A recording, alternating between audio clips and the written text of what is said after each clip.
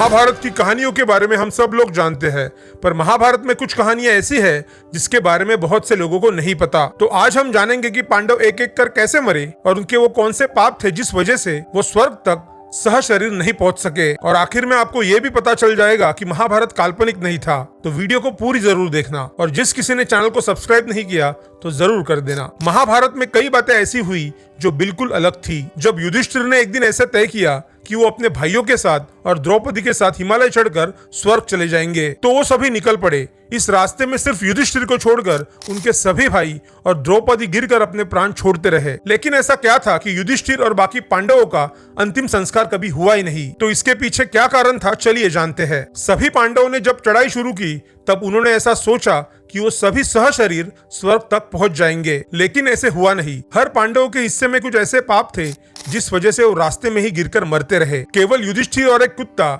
जो कि धर्मराज का रूप था, वही अपनी यात्रा अंत तक जारी रखते हैं। ऐसा करते हुए युधिष्ठिर स्वर्ग के द्वार तक पहुंच गए। वहां उन्हें इंद्र मिले जो कि अपने रथ पर सवार होकर आए थे। उन्होंने युधिष्ठिर को जीवित अपने साथ स्वर्ग आने का न्योता दिया, पर उन्होंने एक शर्त रखी। युधिष्ठिर जो अपने साथ कुत्ता लाए हैं उसे उनको यही छोड़ना होगा। पर युधिष्ठिर ने बिना कुत्ते के साथ स्वर्ग जाने से मना कर दिया। तब इंद्र को युधिष्ठिर की बात माननी पड़ी। तब उनके साथ चलने वाला कुत्ता धर्मराज के असली रूप में आ गया। इसके बाद युधिष्ठिर सह शरीर स्वर्ग तक पहुंचे। हालांकि ये कहा जाता है कि स्वर्ग में पहुंचने के बाद उनका शरीर दिव्य रूप में बदल गया। अब युधिष्ठिर ने सह शरीर स्वर्ग में प्रवेश किया था, तो उनकी मृत्यु तो कभी हुई नहीं, तो इसके लिए उनका अंतिम संस्कार भी नहीं हुआ। और अगर ऐसे देखा जाए कि युधिष्ठिर ऐसे शख्स थे जिनकी मृत्यु पृथ्वी पर नहीं हुई, तो इस वजह से उनका अंतिम संस्कार भी नहीं हुआ। अब जानते हैं कि बाकी पांडवों का अंतिम संस्कार कैसे हुआ या हुआ ही नहीं, और उनके वो कौन से पाप थे जिस वजह से पांडव सह शरीर स्वर्ग तक नहीं पहुंच पाए। बाकी पांडवों का अंतिम संस्कार हुआ या नहीं, ये बहुत बड़ी पहेली है। महाभारत में ये बात साफ तौर पर कहीं भी बताई नहीं गई कि युधिष्ठिर को छोड़कर उनके बाकी भाई और द्रौपदी के शरीर का क्या हुआ। उनका अंतिम संस्कार किसी ने किया या नहीं। स्वर्गारोहण की कथा के अनुसार उनके शव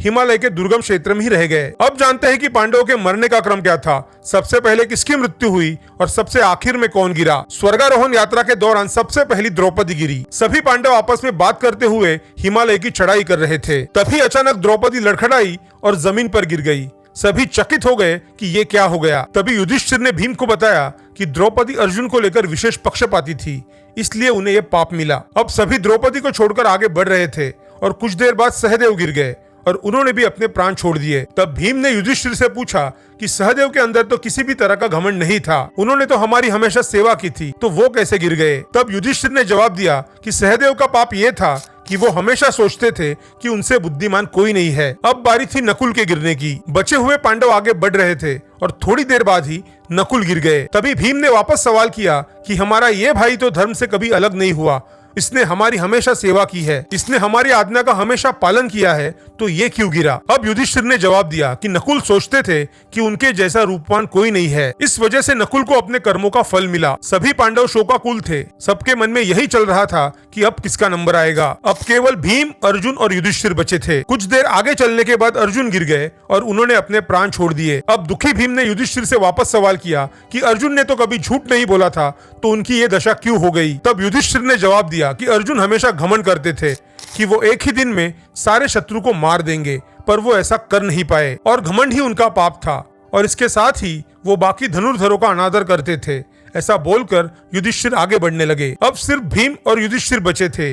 वो दोनों आगे बढ़ते गए और कुछ देर बाद भीम भी गिर गए। पर गिरते गिरते भीम ने युधिष्ठिर से सवाल किया कि मैं आपका हमेशा प्रिय रहा हूँ, मैंने आपकी हर बात मानी है, मैंने आपकी सारी आज्ञाओं का पालन किया है, फिर ऐसा मेरे साथ क्यों हुआ? युधिष्ठिर ने जवाब दिया कि तुम ज्यादा ही भोजन किया करते थे और तुम्हें अपनी ताकत पर ज्यादा ही घमंड था। भीम ने ये बात सुनकर अपने प्राण छोड़ दिए। अब बाकी बचे सिर्फ युधिष्ठिर और वो कुत्ता जो कि धर्मराज का रूप था, वही सिर्फ सह शरीर स्वर्ग तक पहुंच पाए। अब जानने की कोशिश करते हैं कि किसने किया होगा बाकी पांडवों का अंतिम संस्कार। बाकी पांडव और द्रौपदी के शरीर बर्फ से ढके हिमालय पर गिरे। इससे यह संकेत मिलता है कि उनके शरीर प्रकृति के हाथों में ही रह गए। धार्मिक दृष्टि से देखा जाए तो ये मान सकते हैं कि उनकी मृत्यु हिमालय जैसी पवित्र भूमि पर हुई, तो वो उनके अंतिम संस्कार बराबर ही थी। और ये भी हो सकता है कि उनका अंतिम संस्कार वहां के किसी स्थानीय ऋषि, तपस्वी या देवदूत ने किया होगा। तो ये थी पांडवों के अंतिम संस्कार की कहानी। तो इससे हम यही सीख सकते हैं कि छोटे छोटे पाप भी गिने जाते हैं। कोशिश करें कि कम से कम पाप करें।